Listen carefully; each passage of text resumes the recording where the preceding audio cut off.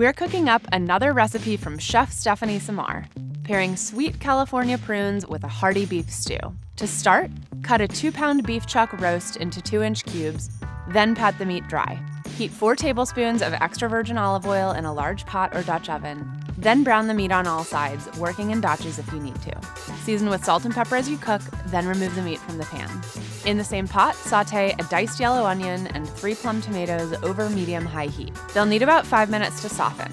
Once they do, stir in a teaspoon of smoked paprika and a large pinch of salt and pepper, along with a cinnamon stick and 1 bay leaf. Return the meat to your pot, then pour in a cup of Pinot Noir and 1 cup of beef stock.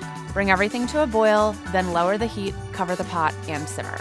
After 30 minutes, remove the cinnamon and bay leaf and add in 1 cup of pitted California prunes, along with 2 tablespoons of brown sugar. Continue simmering another 45 minutes or so until the meat and prunes are soft, then uncover and stir in 1 tablespoon of sherry vinegar. Season to taste with salt and pepper and serve hot with a garnish of fresh parsley.